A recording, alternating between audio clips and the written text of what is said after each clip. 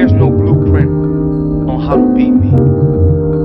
They got an ad with him. Joe Louis had come out of retirement to fight Rocky Marciano. The man was 76 years old. Your biggest payday is facing me. Without me, you're not getting shit. One down, one to go. Who the fuck is that guy? Allow me to demonstrate the skill of Shaolin, the special technique of shadow boxing.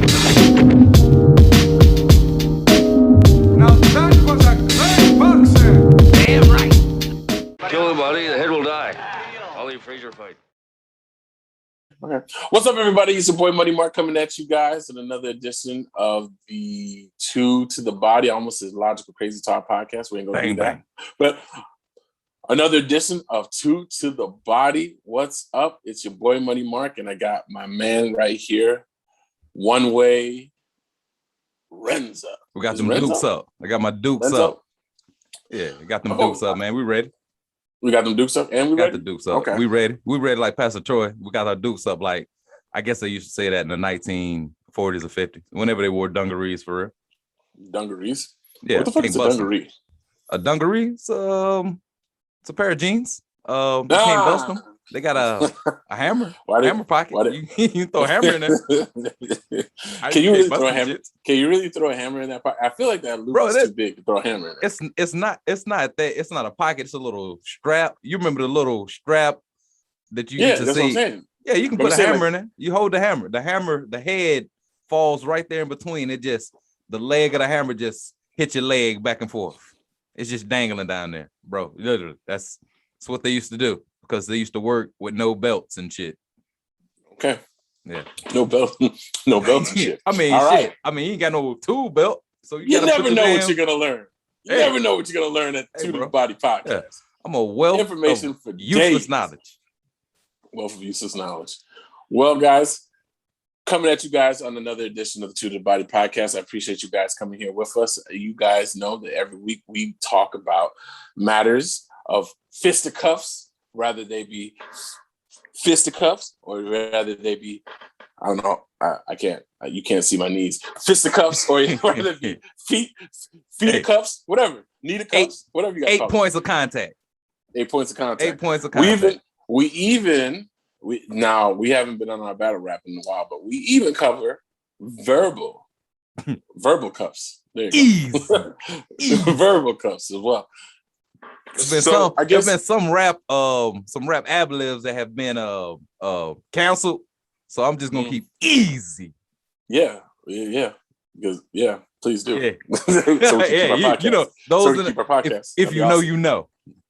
Yeah, that'd be awesome. Keep our podcast. Thank you. All right. So guys, we're gonna get into it. You know how we do it, topic for topic. So Renzo, get us started. Well.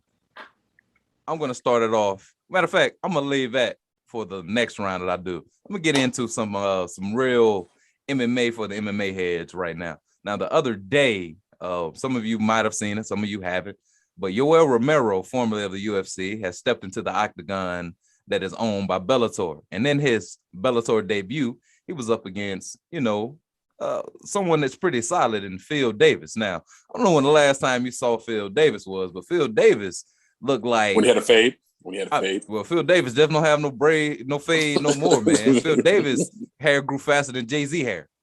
Like this dude got like up from. So you saying he has a wig? Shit. Are you saying he has a wig? He doesn't have a wig. He doesn't have a wig, and he doesn't have wigs.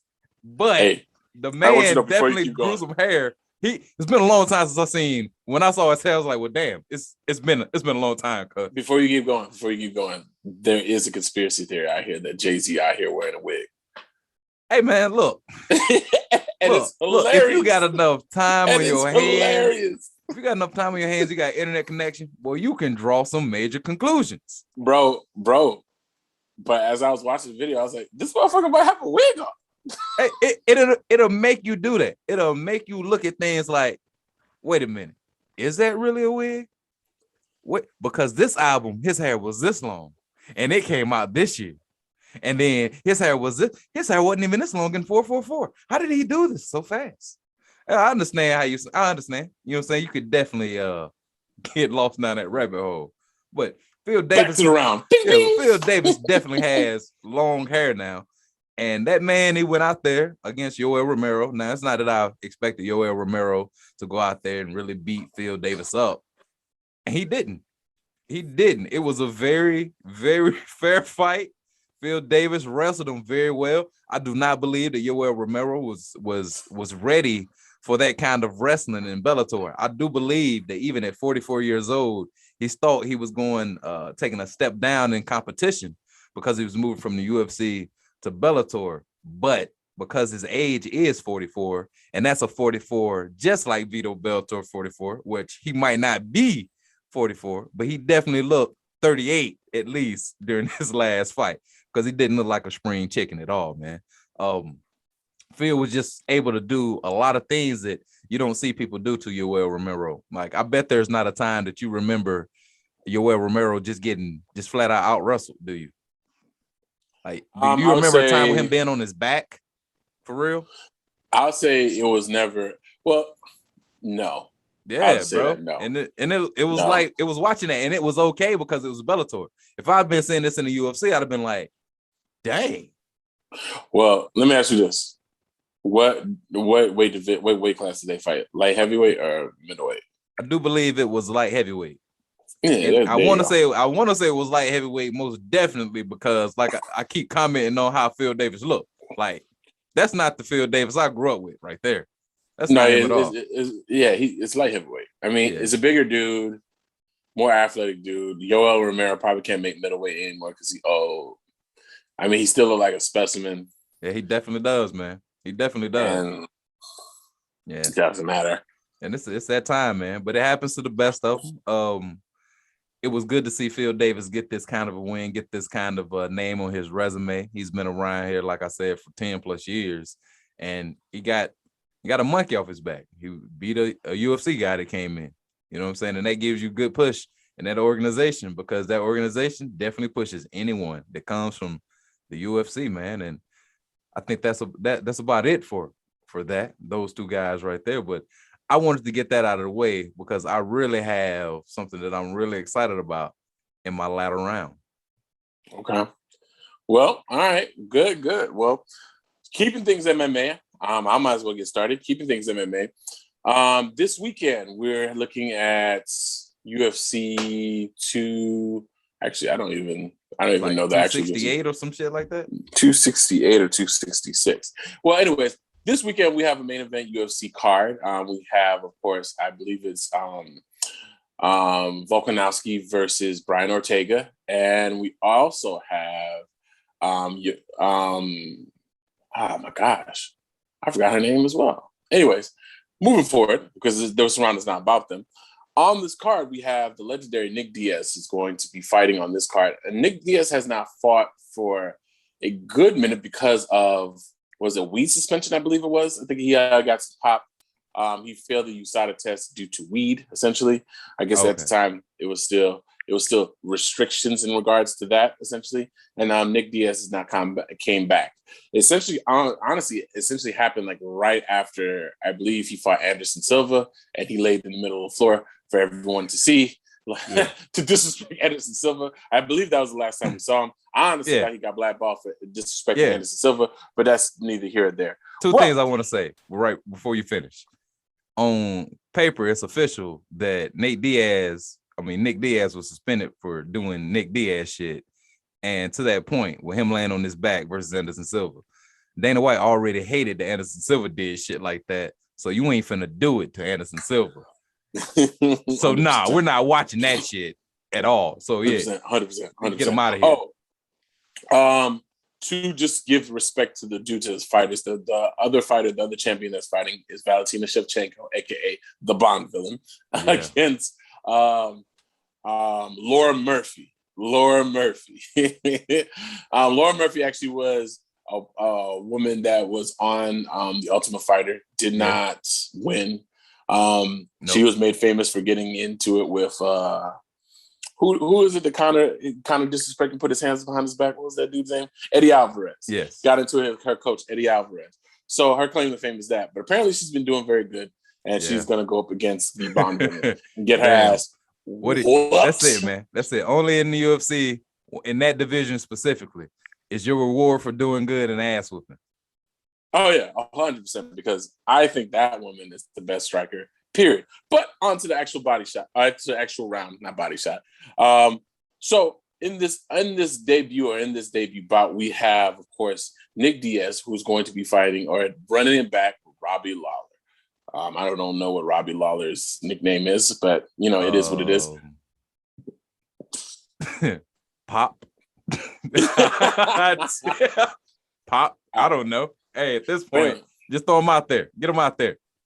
Now, listen, there's been a lot of excitement and fanfare in regards to the return of Nick Diaz. The Diaz family essentially are UFC, MMA royalty at this point. Some would say they don't understand why, but they are, and they are who they are. And there's a lot of fanfare and excitement based upon this, especially seeing him fight Robbie Lawler, which, of course, Robbie Lawler is known for a high pressure, high in your face, always throwing bombs type of fight. And Nick Diaz does the same. So a lot of people are super excited to see this bout. Unfortunately, there's a little bit of a snag, or maybe not a snag now, with the current events and the updates that are going on with apparently the weight.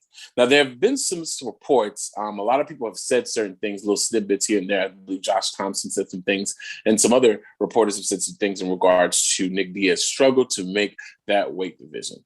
Recently, there have been news. No one has really been able to essentially confirm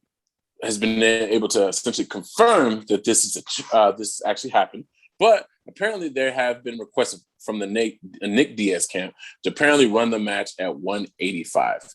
Just recently, I believe it was yesterday, Robbie Lawler had a press conference where he addressed these said questions. Now, I believe it was this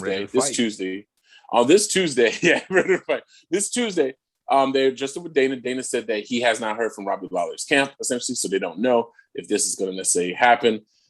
Today, Robbie Lawler did confirm that he's just ready to fight, which kind of implies that this is going to be at 185. It's very interesting that this is happening. I believe this is the first time I've ever seen it happening where a fighter can't make weight and everyone goes, all right, we'll just change the weight. There's no worry about it. I mean, I seen it one time where a fighter couldn't get a license. They just changed the venue. John Jones. Hey, no, we're just having it in California. No, we need that John Jones. We need that John Jones. So they take care of people that make money. And hey, come on, man. Hey, Nick Diaz. I mean, Nick Diaz, Robbie Lawler's gonna make money. I think it's the only fight on that card that actually people are gonna watch, apparently. Because at the end of the day, if you're a MMA purist, Valentina Shevchenko is beautiful to watch her fight. It's beautiful to watch her fight. But she dominates. She has dominated every single person that they put in front of her. They're at the point now where they're going to have to go create someone like Dana normally does, go create someone from the lab somewhere and bring them in. Like they're trying to do that at Israel Adesanya. Or what they did for Mighty Mouse. They're just going to bring in other people from other organizations. They're going to have a whole season of the Ultimate Fighter to beat you. Oh, yeah, that was a whole season just to beat him. Like whoever won, they had to fight him, right? Yeah, that's how that worked. That is, again, only in the UFC, especially in the smaller weight classes, your reward for winning is an ass whooping. And you finna take it. Well, with that being said, it's been interesting seeing what's going on in the fighting realm. People are kind of weighing in, saying, "Is it fair? Is it not fair?" Obviously, it's not fair. But at the end of the day, it is what it is. Promoters got to promote. Money has to be made, and fights going to happen. And at the end of the day, would you rather not see the fight? I mean, Robbie is probably getting paid to take the fight. Probably be getting paid enough that he doesn't want to talk about it. He's getting paid to take the fight. I mean, take the fight. So there you go. I mean, he's not making any money doing anything else. He might as well take a Nick Diaz fight. How dangerous? Because he can't be a commentator at all. Yeah. How dangerous can a fight with Nick Diaz be right now? You know, so if he beats him, it's gonna look crazy. If he comes in there and just beats the brakes off him, it's gonna look crazy. Yeah. Hey, well, see, the only thing that could make an ass whooping okay on the Nick Diaz behalf, the Nick Diaz behalf, is to take one of those Diaz ass whoopings where you getting your ass whooped kind of, but you just flipping birds and won't get knocked out. You know what I'm saying? Yeah, that's kinda one of those I can't win. This is over, so I'm just gonna Hey, he rocked him though. Stand right here. Stand right here. I mean, he absolutely rocked him. And my man decided, you know what? It ain't worth it losing a title shot because I've been here doing this for too long. And they going to try to get this man taken away from me? No. Nah. Strategy. Ain't going back. Well, that's Shout it out to for Leon my Edwards, by the way. That's it for my round.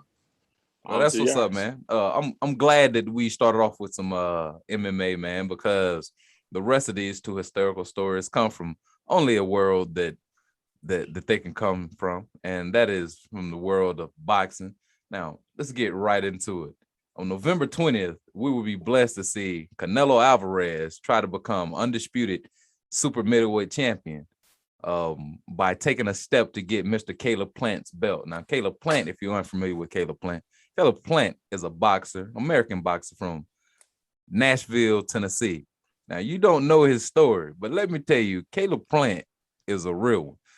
To be specific, Caleb Plant was that white dude that grew up in the hood. It was fighting dudes in the hood, and they thought they were going to get him because he was a white dude fighting black dudes in the hood. But a lot of times, more times than not, Caleb Sweet Hand Plants got the best of those guys, and he has still been doing that. Now, normally, especially during the build-up to a Canelo fight, the person fighting Canelo shows Canelo the utmost respect. This time, it didn't go that way. Mr. Caleb Plant came in with the same energy he had when he originally got the fight with Canelo. He called him a cheater, called him a motherfucker. You know, Canelo was definitely upset about that because he acted like he took it as if this man was talking about his actual mom when Canelo uses the word motherfucker. He's called several people motherfuckers before, but he acted like that got under his skin. He pushed Caleb Plant. Caleb Plant walked back a couple of steps. He came back. He slapped Canelo open-handedly. Canelo countered, and it was a real counter to the point where other boxers was like, hey, Caleb Plant, you can't be getting countered like that at the press conference, man. So any kind of press conference that has a motherfucker, a push, an open hand slap, I'm all here for the rest of the fight. And I can't wait for this shit to take place because I've been ready to see Canelo fight what I call a black fighter for a long time. And Caleb Plant just happens to be that guy right now. Mark, do you have anything to say about Caleb Plant and Canelo Alvarez? Because it's coming and it's going to be for real.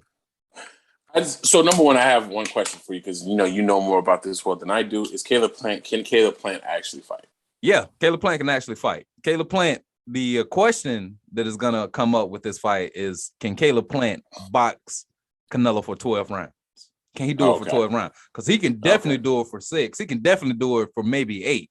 But can he not get knocked out? Okay. Yeah. Can he withstand it? Because I mean, to that point, the one of the last guys that Canelo fought, Billy Joe Saunders of the UK, I think that fight ended around 7 or 8.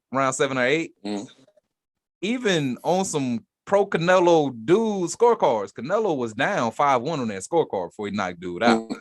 Maybe that's how Canelo going into this one. But hey, don't rely on them scorecards, Caleb Plant, unless you absolutely mollywopping that dude, because they gave someone scored the fight with him and Floyd even. So you can't be too safe when you fighting Canelo. Like I said before, he on that list where if you don't knock him out, did you really win? Well, no, you're right, and I definitely understand that. And so, for me, honestly, for me to pay attention to Canelo, and maybe I just feel like Canelo has to fight someone that I feel that I know, right? And I'm not sure. I don't know Caleb Plant. He might be good. He may be like Andy Ruiz good, and we just unless you knew Andy Ruiz, you didn't know that Andy Ruiz is gonna go in there and give your boy. Yeah, you did. So he might be the Andy Ruiz of this situation. I like the fact that he's coming with the energy. I like the fact that he's coming. He's coming aggressive. I don't think Canelo's used to that. He is not, bro. Canelo's speaking in English. Yeah. You know what I'm saying? Like, I need you to hear what I'm saying to you. You know what I'm saying? Like, I don't think. I acknowledge you. It's gonna be interesting. Yeah, I think it's interesting.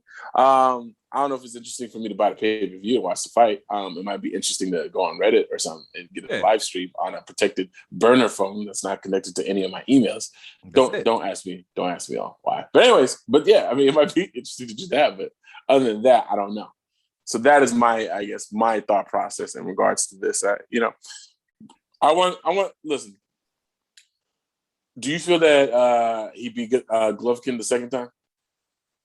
No. Okay. No, well, the second time, yes. The first time, I don't know. You thought he beat him the second time? Why? Because he just kept throwing jabs and moving forward? I could say he beat him second time because, he stood there and he basically fought Gennady Golovkin the way that Gennady Golovkin fights people. You know what I'm saying? Like he pressured the pressurer. So I give him the second one. But the first one, I don't know, man. That first one was iffy enough to get the second one. So yeah. Okay. All right. Well, at the end of the day, it feels like ever since Golovkin, it's just been like, okay, well, he's just finding. I think he fought that one black champion. I forgot his name. Is it Danny Jacobs? Is it Danny Jacobs? Yeah, he fought Danny Jacobs. Yeah. He beat Danny Jacobs. Yeah, he beat the Miracle Man Danny Jacobs. And to that point, I can remember that press conference right there. Danny Jacobs showed Canelo way too much respect. Caleb Plant ain't here for that shit. Like, everybody show you respect. You a drug cheat. Fuck out of here. Get out of my face. that man brought up the paperwork in the damn press conference. The reporter asked, the moderator anyway, I should say, he looked at Caleb Plant. He was like, Caleb Plant, tell me about this, these steroid, these PED allegations. Why you want me to tell you about them? Read the paperwork. VADA told you already. There's a list of banned substances already. It's right there. And he right there. Ask him. Then they asked him, and they went with that whole, Viva Mexico. Y'all hate Mexicans. They started playing them greatest hits, boy. Y'all hate Mexicans. Viva Mexico. Everybody's against us. I'm gonna knock them out. Nah, bro. He told you to address that paperwork. Okay. Your new hit song ain't gonna help when that other dude just said you a snitch, bro. Yeah. Stop that. Well, okay. I guess that's where we're at with that. Yeah, I have nothing else to say about that. Hopefully, this is as exciting a fight as it is a press conference. Oh yeah, and if it ain't, hey man, look, you got my money already anyway. I mean, you got my time. I'm already emotionally invested. So yeah, let's go. Let's get it. And shit else, 100%. Get it, definitely. All right, well, I guess kicking it off into the next round and staying in the realm of boxing, because of course this story is only ridiculous stories of this nature can only happen in the wonderful mystical land that is boxing. Especially we have boxing. Novelty boxing. Speaking of novelty boxing as well, another transition. Thank you very much. One way, Renzo. So last time we addressed you or visited you guys, we spoke on the fact that these novelty fights are a thing that are happening essentially. Primarily, we also talked about the fact that we got, unfortunately, Holyfield versus Vitor Belfort. Well, the reason why we got Holyfield 65 fighting 44 of Vitor Belfort with only 2 weeks of prep or 1 week of prep is because a Mr.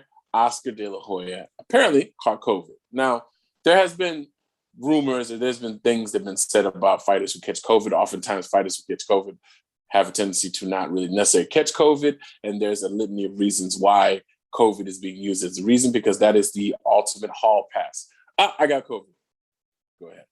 Yeah, I got COVID. You can go to the bathroom. Come over here. You can go to the bathroom. So we don't know if Oscar De La Hoya does have COVID or not, but he does feel spry and pretty young. And the reason why I say that is because recently TMZ ran into Oscar De La Hoya, asked him how he was doing. He stated, I feel fine. I feel great, essentially. And they asked him, like, are you going to be able to fight? The TMZ reporter asked Oscar, are you planning on fighting this year? Or are you planning on fighting? I believe he said plan on fighting this year, plan on fighting, period, essentially. He said, yes, you know who I'm going to call out? And the reporter was wondering, who?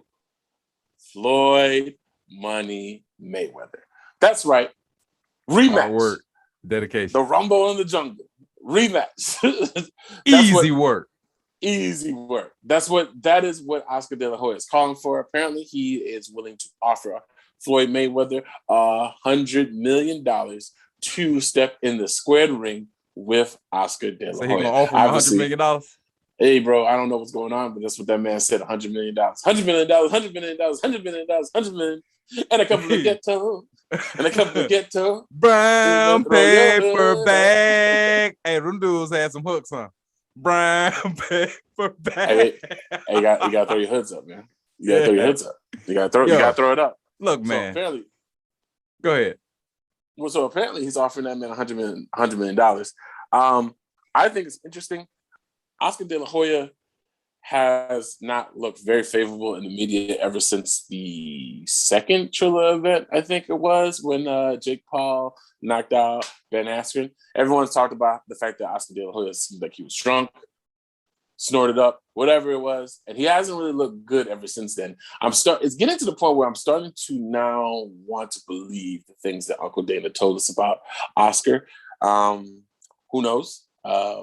It's interesting that he was able to set up a company that's making money, and it's interesting that he's the face of that company. But every time you put a mic in his face, he sounds worse than.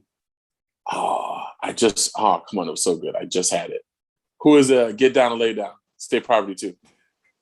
You talking about Bernard Hopkins? Bernard Hopkins. Hopkins. Oscar De La Hoya. You should not sound worse than Bernard Hopkins. I kill you little niggas, or should I make you get down and lay down? Is that the same three thing? Options, and two of them result in my life being taken from me, bro. What are you talking about, Bernard Hopkins? Isn't that the same thing? I'm gonna get down. I'm gonna get down. Yeah, that definitely stood out. Still stands out. So, one way, do you have anything to say about this? Hey, man, yes. The first thing I would like to say is all due respect to all parties involved, but $100 million offer to Floyd Mayweather specifically from Oscar De La Hoya sounds a lot like a foreign print scam. It sounds like I need you to give me $100 million, but I'm gonna make $150 million, and I'm gonna give you your $100 million back. So you need me to help you get some money. That's basically what you're telling me. That's all you're telling Floyd. Hey, Floyd, will you please cut me a check, help me make some money right now? Because there's no way that he could do that. First and foremost, he's not in the athletic shape. We just saw this with the COVID thing. Floyd Mayweather is not interested in a fight with Oscar De La Hoya because it brings Floyd Mayweather nothing, and it brings Oscar De La Hoya too much. And even if it brings Floyd Mayweather a lot of money, he is not into giving people that he doesn't like money anymore. That's why he doesn't work with Bob Arum and stuff like that. Like, he is one of those dudes that, yeah, my advantage is making money, and I don't like you, so you can't get no money over here with me. And that's where a lot of the money is. But, I mean, Oscar got to come say something. I mean, you might as well call out Floyd Mayweather because you definitely ducked Vito Belfort. You know what I'm saying? Fight Jake Paul. Nah, see, too much to lose in that. Too much to lose. This man, he's going to continue to call out retired boxers because if he goes in there and loses to a retired boxer, it's a hell of a lot easier to save face than to take your coked up ass out there and fight somebody you ain't got no business fight, like a juiced up ass Vitor Belfort or even Floyd Mayweather with the hair. Like, neither one of those guys are for you. Well, listen, at the end of the day, I feel the same way. It feels like this is just a ploy to get some money. I need money. I need money. Yeah, money he got. But yeah, it looks like this is your boy looking for a little bit of money. And honestly, I mean, at the end of the day, like I said, Oscar hasn't been looking very good in the press as of late. I think Oscar probably should just focus on Golden Boy. You do have Canelo. Maybe focus on signing some other fighters. Maybe focus on building that up. No, he doesn't have Golden Boy anymore. He ain't had Canelo in a while. Canelo broke up with that nigga and sued him. So, nah, he ain't had Canelo in a minute. Bro, this is he out here. Golden Boy out here stretched out. Golden Boy stretched out. No one is fighting in Golden Boy. Ryan Garcia hasn't had a fight. The last fight he pulled out of due to anxiety. You know what I'm saying? Oscar De La Hoya doing the shit that he doing. You haven't heard anything from Bernard Hopkins. You know what I'm saying? Well, Bernard is retired. He's done. But I'm saying he is one of the front men for Golden Boy.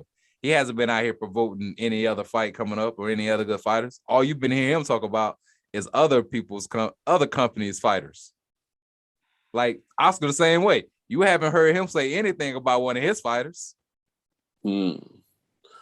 Well, you about to go get $100 million, $100 million, $100 million, $100 million. So he can float his business. So he can float his business. They need an influx of cash. Nigga, get the fuck out of here. People gotta throw their hoods up. People gotta throw their hoods up. That Floyd Mayweather stimulus package is what he's looking for. Yeah, it's weird, man. And it's crazy. The thing about boxing is that you make such a ridiculous amount of money, and typically speaking, I haven't really seen too many of these cases of these individuals who come out on the right side of it. There's only like Floyd, Andre Ward, guys like that. I mean, Marvin Hagler, Sugar Ray Leonard to an extent, but I mean, a lot of these guys have demons, and we got to take into account. If we respect CTE in the NFL, I mean, these niggas get punched in the face literally for like a living. And precisely. Yeah, so it don't mean you always gonna make the best decision. When the best decision for work is to walk toward that nigga punching you, yeah, you probably ain't gonna make the best decision outside the ring all the time. Well, that's all I have in regards to that round. Is there anything you want to talk about? No, man. I this should just be said to that point of what you were just talking about. There's no college boxing, so it's not like these dudes are ever student athletes for real. You know what I'm saying? So it's easier for them to get lost in the shuffle, whether it be financially or just not knowing certain type of things that go on in corporate America and shit like that. So, yeah. But yeah, so it's completely natural to get fleeced. Yeah, bro. Absolutely. Nothing can fleece you faster than a slick talking motherfucker with money. Fair. Yeah. Fair. Well, I guess with that being said, I guess that is it. There's really nothing going on in battle rap. There's nothing really going on in MMA. I guess Volkanovski and Ortega are gonna fight. If Volkanovski beats Ortega, Ortega is gonna try to. Well, if Ortega beats Volkanovski, Ortega is gonna try to run him out Max Holloway. Yeah, and Max Holloway is gonna be champion again. So I'm actually rooting for Brian Ortega because I don't think Brian Ortega could beat Max Holloway. To be very honest with you, Max Holloway actually looks way better than the last time he fought him. So yeah, I'm just saying. Win or lose, he should just fight him next anyway, because I don't believe either one of them can beat Volkanovski at this point. Yeah, but apparently, well, I mean, listen, a lot of people say he won. A lot of people say Max Holloway won that last fight, but that's neither here nor there. Well, I can say this fight was very close. You can go either way, or you can go a draw. No, he won. I watched it. He won, but it doesn't matter. I mean, he lost on the scorecard, and and unfortunately for Volkanovski, there's nobody else for him to fight. So he's gonna have to fight Max Holloway again. Yeah. I mean, and luckily they gave Max Holloway all this rest time where they gave Brian Ortega time to get ready by giving him the show and shit. Because all this has been extended for my sake, for my sensibilities. I feel like all this has been extended time for Brian Ortega to get ready and not necessarily Volkanovski. Because Brian Ortega coming back from losing, being hurt and all that good shit. Like he was on the same track basically as a Masvidal, but his star never got back to where it could have been. You know what I'm saying? No, yeah. I mean, I think he got to the point where people were super excited about him. Yeah. And then he had I think it was had the aesthetics, the style. Oh yeah, 100%. And then he just maxed. He got maxed by Max. Yeah. And he wasn't prepared for it. You can tell it mentally drained him and messed him up. But we'll see what happens. But okay, guys, I guess that would be it. I appreciate everybody jumping in here on this another episode 3 of Toots the Body podcast. Right. Definitely like, share, subscribe, guys. Definitely let us know in the comments what you guys think. I appreciate all the feedback. And this is Money Mark signing off with One Ray Renzo. Peace.